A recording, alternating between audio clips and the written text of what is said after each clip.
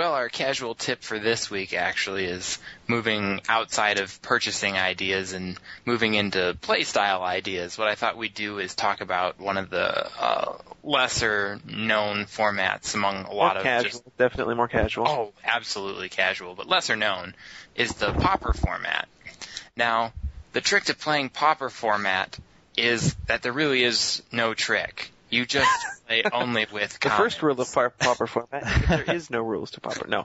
There is only one rule. Don't talk about Pauper format. The one rule that Pauper format has is that, and this is going to make all of your friends that play with really good and expensive cards sad, is that you can only play with commons. That's right. No uncommons, no rares, nothing like that.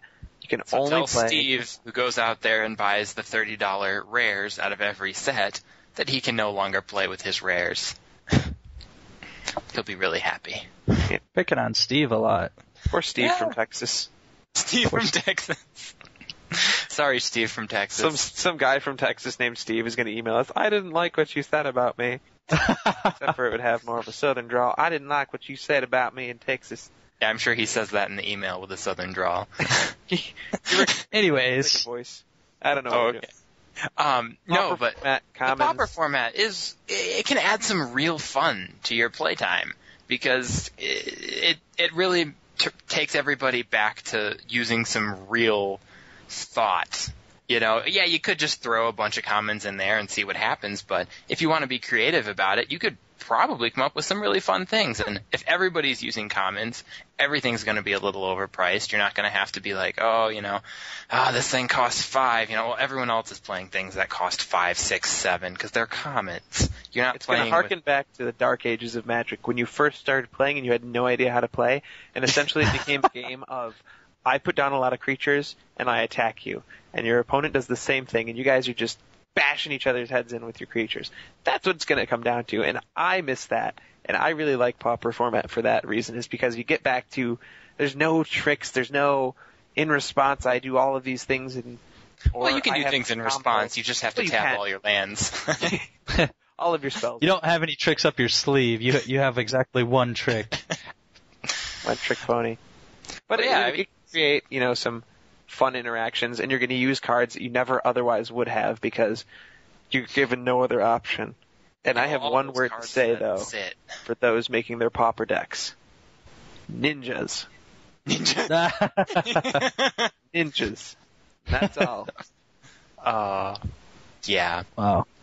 So do you guys think this is more of a constructed format, or would you want to play draft more? I think you could do both with this. I mean, if you could draft a bunch of commons, like just go through all of your old card boxes, pull out a bunch of commons, and then shuffle them up into a pile, and then have people pick one at a time.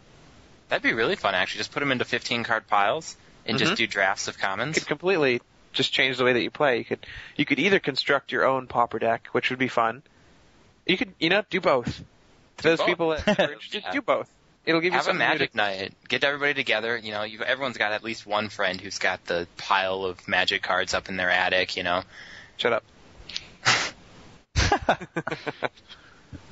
Don't tell me what to do. Just don't bend your friend's cards. Do not do that. Oh, they're just commons. Yes. Either way. Oh, these lightning bolts, they're commons. Bend. Oh, yeah, well, that is the thing, actually. That is the one little thing in case anybody was wondering, so there's no arguments. If it was printed in a set as a common, you can play it as a common, even if it's been released as something else in another set. If they, change it to an uncommon for some reason, they do that with cards every now and then. They're like, it's a common. Oh, we're going to have to reprint it as an uncommon in the set. Like Drudge Skeletons? No. I'm sorry, that's not an uncommon. That was printed as a common, and it will always and eternally be a common. Why would they make it an uncommon? I don't know. They did, it's uncommonly bad. It's not bad, but I don't know why they would. Anyway. Well, it doesn't compare obviously to the Razor Boomerang, but Wow, that card is one card that should never have made it into an uncommon slot. They're going to make it common come out. Some card will come out, and it'll be like, if you played Razor Boomerang this turn, you would no! $100 if you activated a Razor Boomerang. Anyway. If you activated Razor Boomerang when it first came out, have your friends pay you $10. It's like I could see a lot of Kamigawa cards showing up in Pauper formats. Just aside from ninjas, not since you mentioned the ninjas, I don't know, they're just getting dusty in people's collections, I think. It'd be fun to like you said, they'd be fun to pull out and just have some fun with. Tear them up. Well, don't tear them up, but tear it up. You may have already torn them up. We don't know. All right. Thanks, everybody, for listening. Definitely. See you guys next week. Hey, listeners. Don't forget to head over to our website at www.casualplaneswalker.com to find more talk about Magic, tips, tricks, and more. Definitely take a look at our ultimate guide to casual deck building.